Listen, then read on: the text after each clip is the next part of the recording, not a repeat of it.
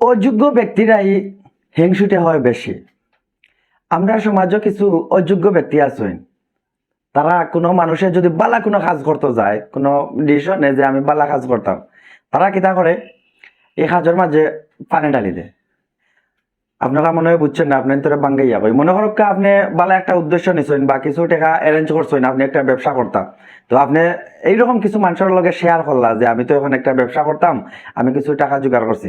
তারা কিতা কইব, ব্যবসাটা তোমার লগে মানাইছে না, তুমি ব্যবসাটা করিও না, তুমি ব্যবসা করলে লাভবান হইতে পারতে না, আজকাল ব্যবসা করিয়া কেউ কিছু করতে পারেন না, এইরকম কথাবার্তা তারা আপনার তোরে শুনাইব। যেমন ধরো আপনি কিছু টাকা জমাইছেন, আপনি একটা দোকান দিতা, তো তারা কিতা করবো, তারা লগে যখন আপনারা শেয়ার করবা বিষয়টা, তারা উঠিয়া কইব তুমি যখন দোকান দিছো, তুমি এমনি টাকাটা নষ্ট করলাই, এখন কোর দোকানদার হলর বাদ নাই, দোকান দিয়া তুমি আর কয় টাকা পাইবা, দোকান দিয়া তোমার ফ্যামিলি চলতো নাই, তো দোকান দিলে সারা বাকি খাইয়া তোমার বই দিবা, তুমি লুজার হয়ে যাবাই।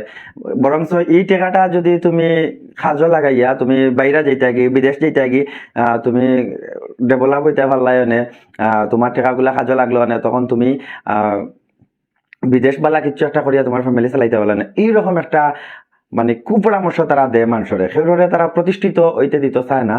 মানে সবসময় একটা নেগেটিভ চিন্তা ভাবনা থাকে তার মাথাত।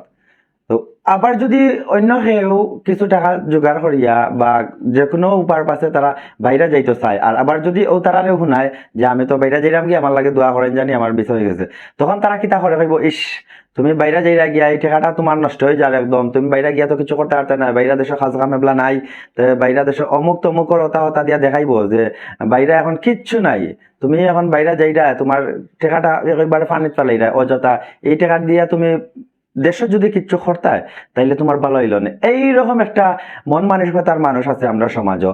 তারা তো নিজে অযোগ্য, নিজে কিচ্ছু করতো না, আর অন্য কেউ বালা কিচ্ছু কোনো পদক্ষেপ নিলে কিছু করতেও দিত না, বুঝছেন?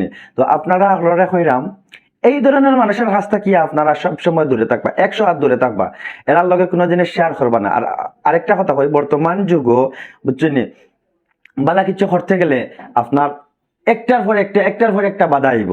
আপনি যদি সব বাধা কাটিয়া যদি উঠতে পারেন, আপনি সফল। আর এইরকম মানুষের যদি মনোভাব আপনার ভিতরে ঢুকাইলেন, তাইলে আপনি জিন্দগিও জীবনে আপনি সফল হইতে পারতেন না। তো আমি আপনার কাছে একটা রিকোয়েস্ট করলাম, এই ধরনের মানুষের কাছ থেকে আপনারা সবসময় দূরে থাকবা।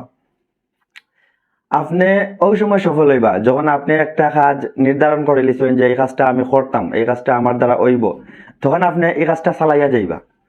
আপনার পিছন তাকিয়া, আপনার ফ্যামিলি তাকিয়া, আপনার ফ্রেন্ড বন্ধুর কাছ তাকিয়া, আপনার প্রতিবেশী তাকিয়া কত ধরনের বাধা আইব, বুঝছেন?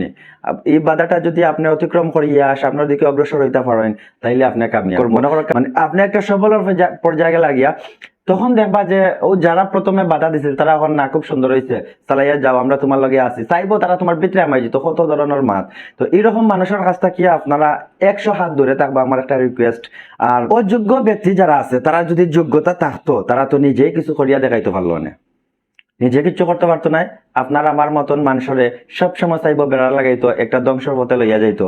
আর আপনি আমি সবসময় অল টাইম সচেতন থাকতে হইব। যদি আমরা নির্দিষ্ট কোনো বিষয় নিয়ে চিন্তা ভাবনা করি যে এই বিষয়টা আমার দিয়ে হইব, আমার ভিতরে এই বিষয়টার প্রতিভা আছে বা এই বিষয়টা আমি খুব ভালো বুঝি, তখন আমরা খুব সুন্দর করিয়া এই জিনিসটা শুরু করবো আর শেষ অব্দি চেষ্টা করিয়া যাইবো, যত সময় আমরা সফল হয়েছি না। সফল হওয়ার আগ পর্যন্ত আমরা চেষ্টার উপরে চেষ্টা। কবিতা আছে, একবার না পারিলে দেখো শতবার। তুমি একবার, দুইবার, তিনবার পারছো না, 4বার দেখো, 5বার দেখো, 6বার, 7বার, 10বার দেখো, তুমি একবার না একবার তোমার সফলতা আইবো ইনশাআল্লাহ। তো বন্ধুরা, আজকের ভিডিওটা এই পর্যন্ত। আপনারা আমরা ভিডিওত লাইক কমেন্ট শেয়ার করবার, যারা আমরা পেজ বা ইউটিউব চ্যানেলও নতুন আছেন, আমরা পেজ হইলে ফলো দিবা, ইউটিউব চ্যানেল হইলে সাবস্ক্রাইব করবা। আসসালামু আলাইকুম।